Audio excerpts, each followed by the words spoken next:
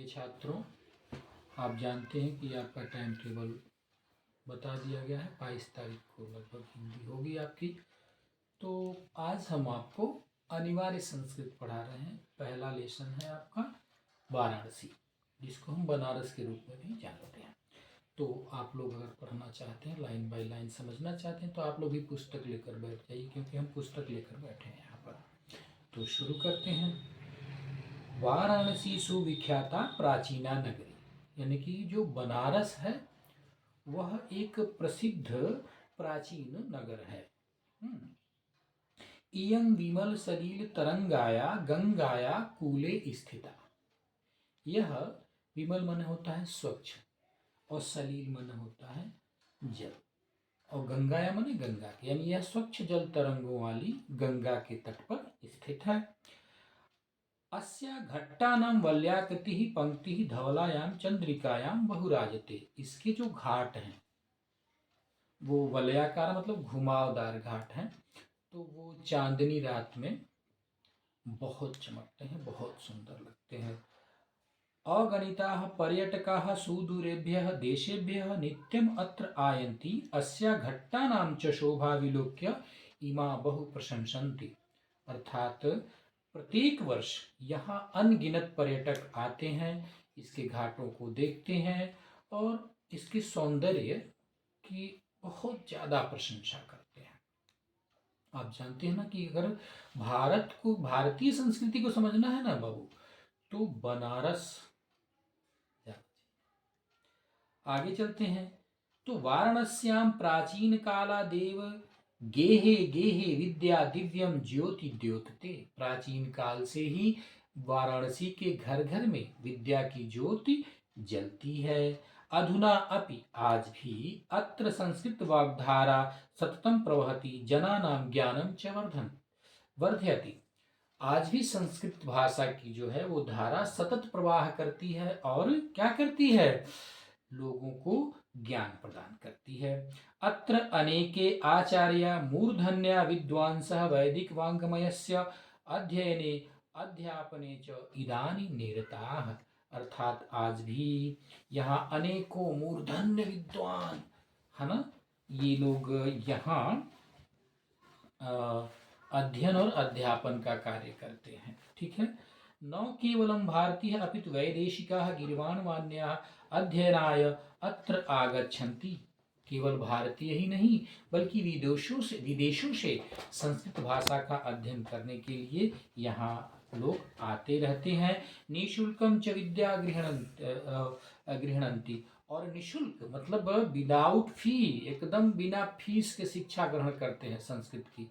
सोचिए, उसके बाद क्या होता है, अत्र हिंदू विश्वविद्यालय, संस्कृत विश्वविद्यालय, काशी विद्यापीठम एत्येते त्रयः विश्वविद्यालयाः सन्ति। यहाँ कौन कौन से विश्वविद्यालय हैं, तो यहाँ हिंदू विश्वविद्यालय है, संस्कृत विश्वविद्यालय है, और काशी विद्यापीठ, यानी कि ऐसे एत्येते त्रयः विश्वविद्यालयाः सन्ति, ऐसे 3 विश्वविद्यालय हैं। येषु नवीनानां प्राचीनानां च ज्ञान विज्ञान विषयानां अध्ययनं प्रचलति। अर्थात यहाँ नए पुराने ज्ञान विज्ञान के विषय का अध्ययन प्रचलित है, यानी कि वो चलता रहता है। एषा नगरी भारतीय संस्कृते संस्कृत भाषायाश्च केंद्रस्थलम अस्ति। यह नगर, भारत का यह नगर संस्कृत भाषा का केंद्र स्थल है। इत एव संस्कृत वाङ्मयस्य संस्कृतेश्च आलोकः सर्वत्र प्रसृतः। अर्थात यहीं से हर जगह संस्कृत का प्रचार प्रसार प्रसारण होता रहता है। और मुगल युवराज दाराशिकोह अत्रागत्य भारतीय दर्शन शास्त्राणाम अध्ययनम अकरोत्। अर्थात मुगल युवराज दाराशिको यहाँ आकर के उन्होंने क्या किया, तो भारतीय दर्शन शास्त्र का अध्ययन किया।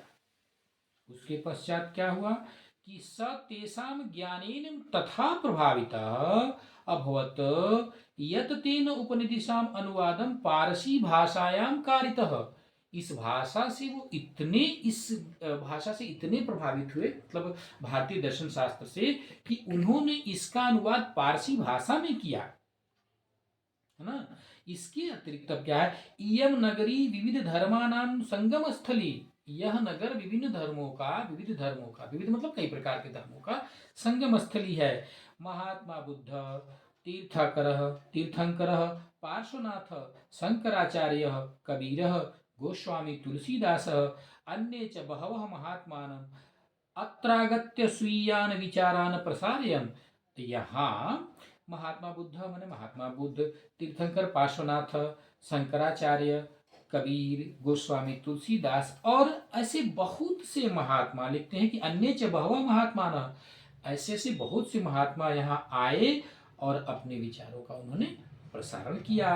न केवलम दर्शने साहित्य धर्मे, केवल दर्शन साहित्य और धर्म के लिए नहीं, अपितु कला क्षेत्रे अपि इयम नगरी विविधानां कलानां शिल्पानां च कृते लोके विश्रुताः, बल्कि कई प्रकार के कला, है ना, शिल्प कला या कई प्रकार की क्रियाओं के लिए ये प्रसिद्ध है ना।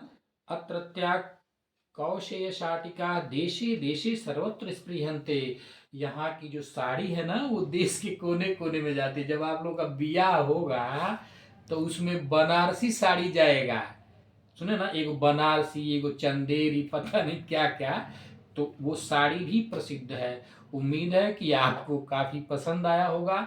हालांकि मैं तो अंग्रेजी पढ़ाता हूँ, लेकिन आप लोगों की सुविधा के लिए हमने संस्कृत पढ़ाने का भी जोखिम उठा लिया है। अनिवार्य संस्कृत में अनुवाद आता है, तो बेटा इसमें ये करना होता है कि प्रस्तुत गद्यांश हमारी पाठ्य पुस्तक हिंदी